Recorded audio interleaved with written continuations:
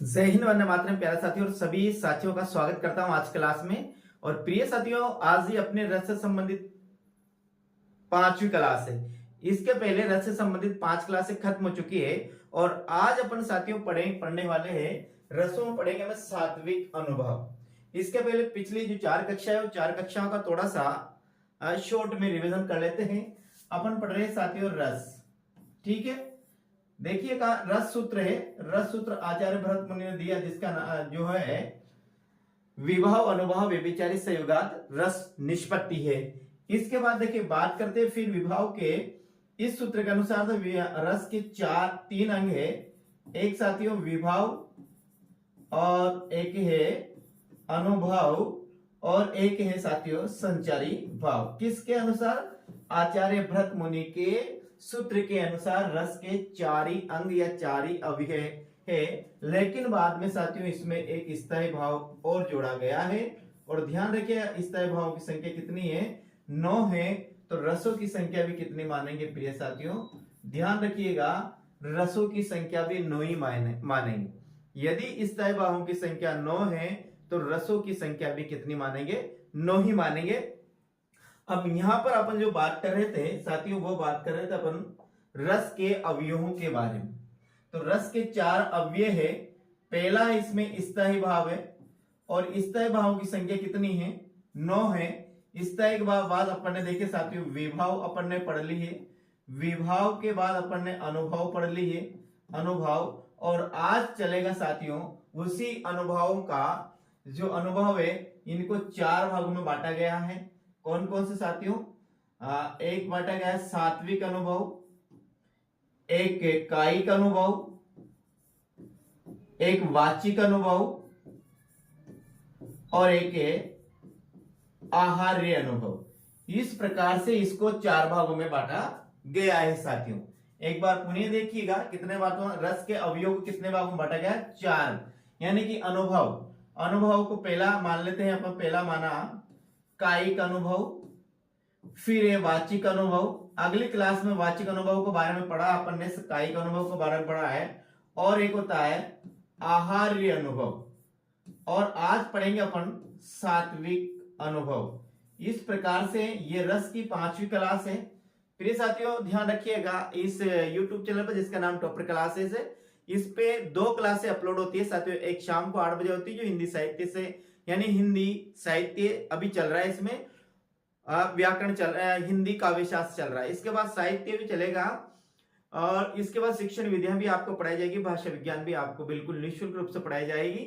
और इसके बाद देखेंगे साथियों तो सुबह इसमें 10 बजे के लगभग क्लास अपलोड होती है, उसमें हिंदी की व्याकरण बिल्कुल शुरू से वर्ण विचार से इसको पढ़ाई जा रही है साथियों। तो आप रीड की या किसी भी प्रकार की तैयारी कर रहे हो, फर्स्ट ग्रेड सेकंड ग्रेड अध्यापक की या XYZ सबकी साथियों, क्योंकि सभी में व्याकरण तो लगभग राजस्थान के हर कंपटीशन में आती है और आप कहीं से भी कंपटीशन दो साथियों, यदि हिंदी की व्याकरण कम से कम उसमें 30 से 50 तक क्वेश्चन व्याकरण के आते हैं, किसी भी कंपटीशन की बात करते हैं। तो निःशुल्क क्लासेस का फायदा उठाए और बेहतरीन रूप से साथियों वो क्लासें चल रही है। तो देखिएगा, पहले अपन यह बात करते हैं, आज अपन ये रस के अवयव पढ़ रहे हैं। रस के अवयव में चौथा जो अंग है, चौथा जो अवयव है वो सात्विक अनुभव है। अब सात्विक अनुभव की बात करते हैं तो क्या कहते हैं? क्या वे अनुभव या क्रियाकलाप जिस पर आश्रय का कोई नियंत्रण नहीं होता है, वे क्रियाकलाप या वे चेष्टाएं जिस पर आश्रय का कोई नियंत्रण नहीं होता है, सात्विक अनुभव कहलाते हैं। अब यहां एक शब्द निकल कर आता है अपने सामने, आश्रय क्या होता है साथियों? हम यहां पर बात करते हैं साथियों, आश्रय की बात करते हैं तो आश्रय क्या होता है? देखिएगा, एक होता है आश्रय और एक होता है साथियों आलंबन। एक होता है आश्रय और एक होता है आलंबन। आश्रय की यहां पर बात करते हैं साथियों, तो आश्रय मान लीजिएगा, यहां पर आश्रय किसे मानते हैं हम? आश्रय मान लेते हैं हम ही है, या व्यक्ति को आश्रय मान लेते हैं। व्यक्ति, ये व्यक्ति है। एक तरफ है साथियों, इधर ये कुत्ते को मान लेते हैं, सर्प को मान लेते हैं। तो यहां पर देखिएगा, ये जैसे कुत्ता प्रतिक्रिया करता है तो ये व्यक्ति है साथियों, ये व्यक्ति डर जाता है, यानी इसके अंदर जो स्थायी भाव है, कौन सा? डर नामक भयानक रस का जो स्थायी भाव है वो जागृत हो जाता है। किसके कारण? इसके कारण, इस कुत्ते या सर्प के कारण साथियों। तो इस व्यक्ति, ये जो व्यक्ति है ये आश्रय कहलाएगा। क्या कहलाएगा? ये आश्रय कहलाएगा। ये आश्रय के क्रियाकलाप ही क्या कहलाते हैं? सात्विक अनुभव कहलाते हैं साथियों। देखिएगा एक बार पुनः देखिएगा, अपन बात करते हैं यहाँ दुष्यंत की बात करते हैं साथियों। शकुंतला नाटक में संस्कृत में दुष्यंत और शकुंतला की बात करते हैं।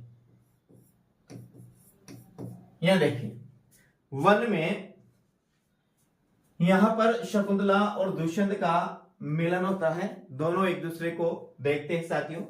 तो यहां देखिए, जैसे ही साथियों दुष्यंत के द्वारा शकुंतला को देखा जाता है तो दुष्यंत के अंदर रति भाव की जागृति होती है। किसकी जागृति है? रति भाव की जागृति होती है। रति भाव किसका स्थायी भाव है? ये श्रृंगार रस का स्थायी भाव है। ध्यान रखना, किसका है? श्रृंगार रस का स्थायी भाव है। तो यहाँ जिसके हृदय में इसके हृदय में रति भाव की जागृति है तो साथियों ये कहलाता है आश्रय। क्या कहलाता है? आश्रय। और ये कहलाता है साथियों आलंबन। क्या कहलाता है? आलंबन। जिसके कारण स्थायी भावों का जागरण होता है वो आलंबन कहलाता है। जिसके हृदय में स्थायी भाव जागृत होते हैं वह आश्रय कहलाता है। तो यह बात समझ में आई कि आश्रय क्या है साथियों। देखिएगा, सात्विक अनुभव वे अनुभव या क्रियाकलाप जिस पर आश्रय का कोई नियंत्रण नहीं होता है, सात्विक अनुभव कहलाते हैं। सात्विक अनुभवों की संख्या 8 मानी गई है। ध्यान रखिएगा साथियों, सात्विक अनुभवों की संख्या कितनी मानी गई है?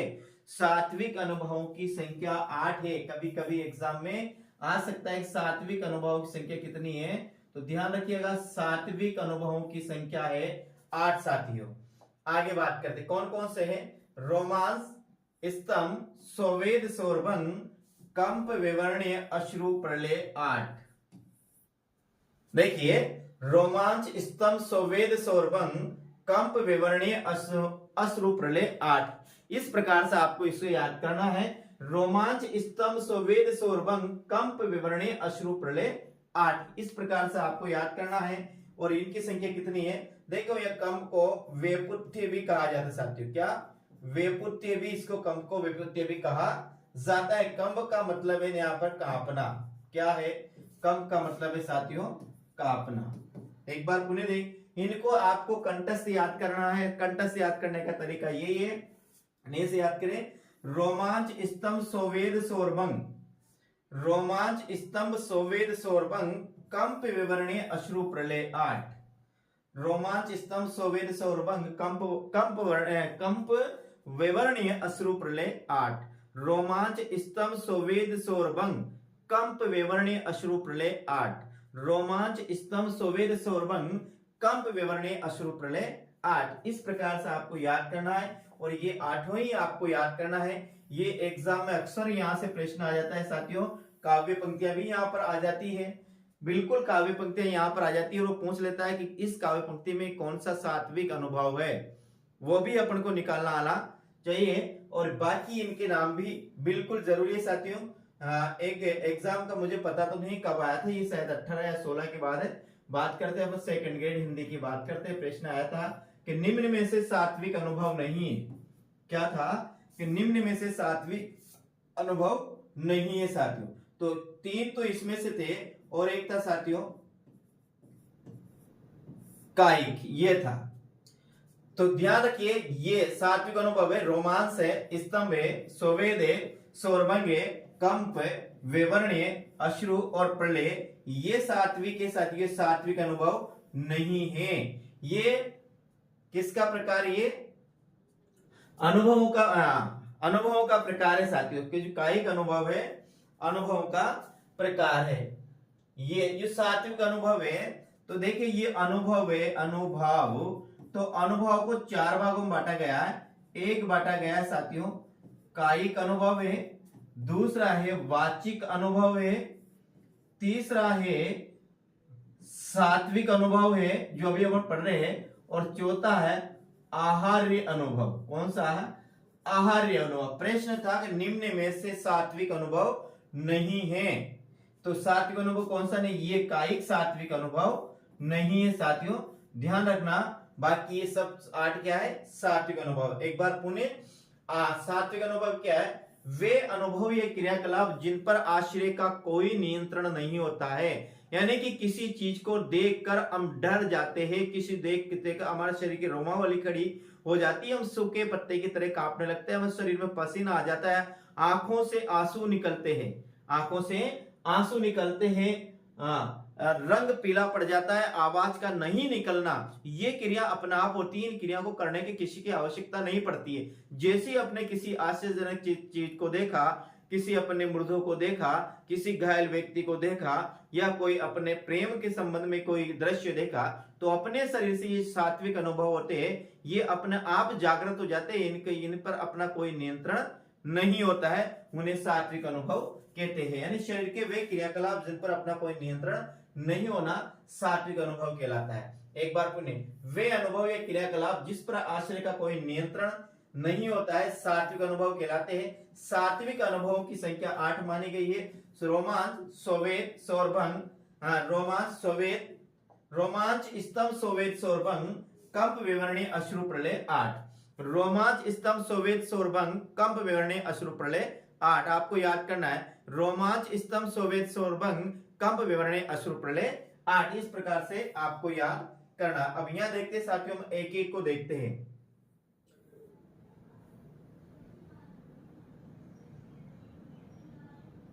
देखिएगा, अपने पास जो पहला आता है, पहला अपने पास आता है रोमांच। क्या है रोमांच? रोमावली खड़ी होना, रोंगटे खड़े हो जाना ही रोमांच कहलाता है।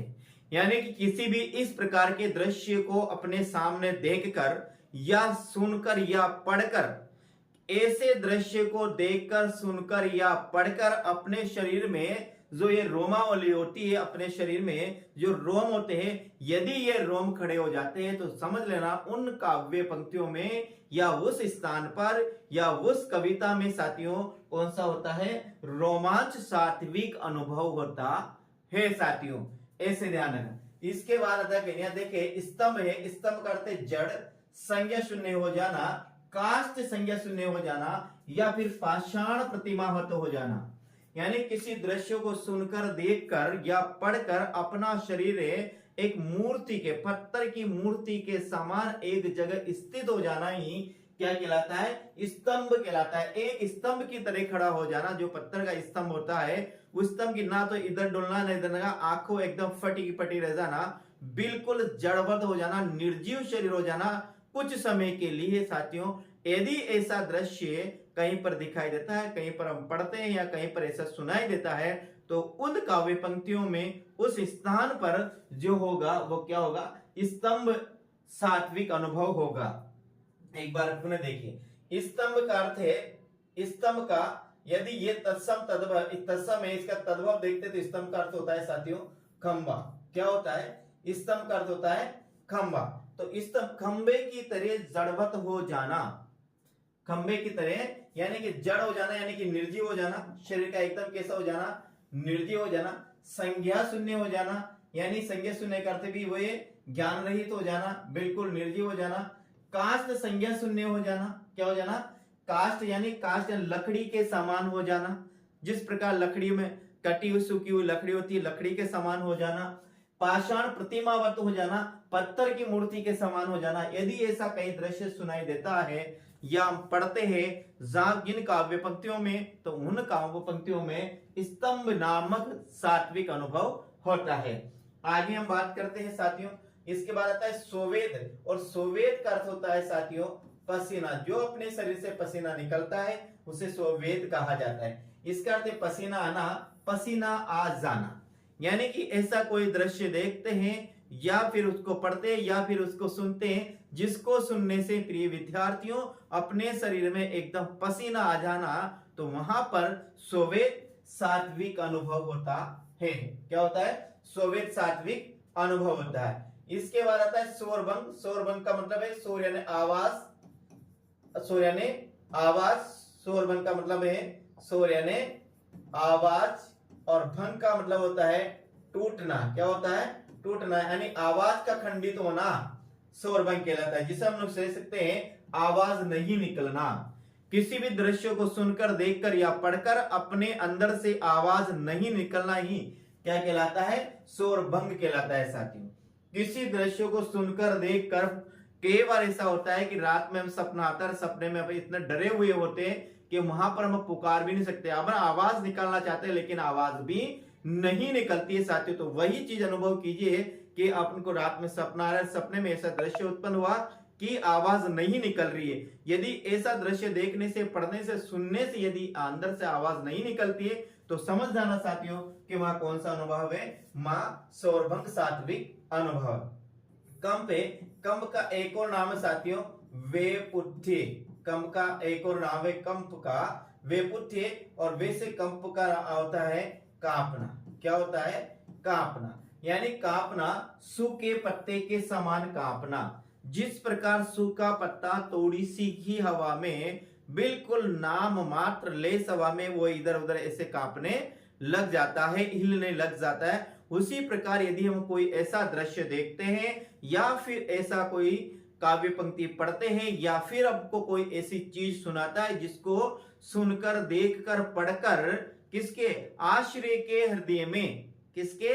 आश्रय के शरीर के द्वारा क्या हो जाना?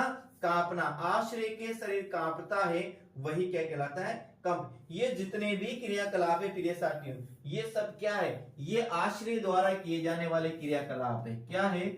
ये आश्रय द्वारा क्रिया किया जाने वाला क्या है? क्रियाकलाप है, या फिर आश्रय द्वारा किए जाने वाली क्या है? चेष्टाएं हैं साथियों। ये सब किसके द्वारा किया जाता है? आश्रय द्वारा किया जाता है। ये जो उत्पन्न करने वाला कौन है? ये उत्पन्न करने वाला है साथियों आलंबन है। कौन है? आलंबन। आलंबन दो प्रकार के होते हैं। आलंबन है। आगे अगला पांचवा आता है वेवरणी। वेवरणी का अर्थ होता है साथियों रंग उड़ जाना, पीला पड़ जाना, चेहरे का रंग बदल जाना। रंग उड़ जाना, पीला पड़ जाना, चेहरे का रंग उड़ जाना, यानी ऐसा कोई हम दृश्य देख लेते हैं, ऐसा कोई दृश्य हम सुन लेते हैं, ऐसा कोई दृश्य हम पढ़ लेते हैं जिससे हमारा शरीर का क्या होता है? रंग उड़ जाता है, चेहरा पीला पड़ जाता है, चेहरा मुरझा जाता है साथियों। चेहरा कई बार कहते हैं कि आपका चेहरा कैसे मुरझा हुआ है, आपका चेहरा कैसे पीला पड़ा हुआ है। तो चेहरे का मुरझाना, चेहरे का पीला पड़ना, यही क्या है साथियों? यही क्या है? विवरणी है। चेहरे का रंग उड़ जाना, किसका? चेहरे का रंग उड़ जाना, जिसे मुखड़े का रंग उड़ जाना, चेहरा पीला पड़ जाना, चेहरे का रंग बदल जाना, चेहरे का पीला पड़ जाना, ये आदि क्या है? यानी ये है विवरणी सात्विक अनुभव। यानी कि जहां पर इस प्रकार की परिस्थिति होती है जिनको सुनकर, देखकर, पढ़कर आश्रय के चेहरे का रंग उड़ जाना, आश्रय के चेहरे का रंग पीला पड़ जाना, आश्रय में चेहरे पर जो लालिमा होती है वो लालिमा समाप्त हो जाना। यदि ऐसा कहीं पर भी ऐसा दृश्य उत्पन्न होता है या ऐसी कहीं काव्य पंक्तियां पढ़ते हैं तो साथियों वहां समझ लेना वहां कौन सा है? वहां पर विवरणीय सात्विक अनुभव है साथियों। आगे बात करते हैं साथियों, अपने पास दोहर अनुभव आते हैं। एक अनुभव है अपने अश्रु और एक है साथियों प्रलय। एक है अश्रु, एक क्या है? एक अश्रु और एक क्या है? प्रलय है साथियों। अब देखिएगा, हम बात करते हैं अश्रु का मतलब है आंसू आ जाना, यानी कि ऐसा कोई दृश्य देखना या ऐसा कोई दृश्य सुनना या ऐसा कोई दृश्य पढ़ना, या देखकर, सुनकर या पढ़कर अपनी आंखों में आंसू आ जाते हैं। किसकी आंखों में आंसू आ जाते हैं? आश्रय की आंखों में आंसू का आना ही क्या है? अश्रु नामक सात्विक अनुभव है। आश्रय की आंखों में आंसू का आना ही अश्रु नामक सात्विक अनुभव है। आश्रय की आंखों में आंसू आना ही क्या है? अश्रु नामक सात्विक अनुभव कहलाता है। यानी कोई भी दृश्य को देखकर, कोई भी काव्य पंक्ति को पढ़कर या फिर सुनकर किसके? आश्रय की आंखों में आंसू का आना ही अश्रु नामक सात्विक अनुभव है। अगला है प्रलय। ये भी सात्विक अनुभव है। यानी सात्विक अनुभव की संख्या कितनी है? सात्विक अनुभव की संख्या 8 है साथियों। तो प्रलय का अर्थ होता है मूर्छित हो जाना या मर जाना, यानी कि ऐसी परिस्थिति में पड़ना या ऐसा दृश्य को देखना या इस प्रकार की काव्य पंक्तियों को पढ़ना या इस प्रकार की काव्य पंक्तियों को सुनना जिनके सुनने से आश्रय का मूर्छित हो जाना या फिर मरी जाना, मूर्छित हो जाना, वहां कौन सा होता है, वहां पर प्रलय नामक सात्विक अनुभव होता है साथियों। तो इस प्रकार से आपको याद रखिएगा, ये प्रलय का अर्थ है मूर्छित हो जाना या मरना, अश्रु का मतलब है आंसू आना, वेवरणे का मतलब है रंग उड़ जाना, पीला पड़ जाना, चेहरे का रंग बदलना या चेहरा पीला पड़ जाना। कंप का मतलब है, कंप को एक और भी कहते हैं साथियों, कंप को क्या कहते हैं, कंप को वेपुत्थ्य भी कहा जाता है, कंप को कांपना भी कहा जाता है साथियों। क्या कहा जाता है, कंप को कांपना भी कहा जाता है, कंप को वेपुत्थ्य भी कहा जाता है। कांपना, सूखे पत्ते के समान कांपना। इसके बाद आता है शोरभंग, आवाज का नहीं निकलना। इसके बाद साथियों रोमांच क्या है, देख लेते हैं। ये देखिए रोमांच है, अपन ने 8 देखे, ये एक बार पुनः देखिएगा, ये 8 ही जो अभी अपन ने पढ़े हैं, ये है सात्विक अनुभव। रोमांच का मतलब है रोमावली खड़ी हो जाना, क्या हो जाना, रोमावली खड़ी हो जाना। स्तंभ का मतलब है साथियों जड़वत हो जाना, जड़वत हो जाना। संज्ञा शून्य हो जाना, क्या होना हो जाना, संज्ञा शून्य हो जाना या काष्ठ प्रतिमावत हो जाना या पाषाण प्रतिमा के समान हो जाना, यानी कि मूर्ति के समान हो जाना, मूर्तिवत हो जाना ही क्या है, स्तंभ है। सोवेत का मतलब है साथियों पसीना आना, सोवेत का मतलब है पसीना आना, यानी कि शरीर में पसीना। शोरभंग का मतलब है आवाज का नहीं निकलना, शोरभंग का मतलब है साथियों क्या है, शोरभंग का अर्थ है आवाज का नहीं निकलना, क्या है, आवाज का ने निकलना, आवाज का ने निकलना क्या कहलाता है, शोरभंग कहलाता है। कंप का मतलब है साथियों कांपना, कंप का मतलब क्या है, कांपना। कैसे कांपना, सूखे पत्ते के समान कांपना, सूखे पत्ते के समान कांपना, सूखे पत्ते के समान कांपना ही क्या कहलाता है, कंप। वेवरणी का मतलब है रंग उड़ जाना, रंग उड़ जाना। किसका रंग उड़ जाना साथियों, चेहरे का रंग उड़ जाना ही क्या कहलाता है, वेवरणे कहलाता है। अश्रु का मतलब है आंसू आना, क्या आना, आंसू आना। प्रलय का मतलब है मूर्छित हो जाना, प्रलय का मतलब है मूर्छित हो जाना। इस प्रकार से आपको ये 8 याद रखना। एक बार पुनः, रोमांच का मतलब है रोम खड़े होना, रोम खड़े होना या रोमावली खड़े होना। स्तंभ का मतलब है जड़वत हो जाना, क्या हो जाना, या पत्थर की मूर्ति के समान हो जाना, जो हिलना ना डुलना। सोवेत का मतलब है पसीना आना, क्या है, पसीना आना सोवेत का मतलब है। शोरभंग का मतलब है आवाज का ने निकलना, क्या, आवाज का ने निकलना ही क्या कहलाता है, शोरभंग कहलाता है। कंप का मतलब है कांपना साथियों, क्या है, कांपना। कंप का मतलब है कांपना। वेवरणे का मतलब है रंग का उड़ना, क्या है, रंग का उड़ना। किसके रंग का उड़ना, चेहरे के रंग का उड़ना ही वेवरणे कहलाता है।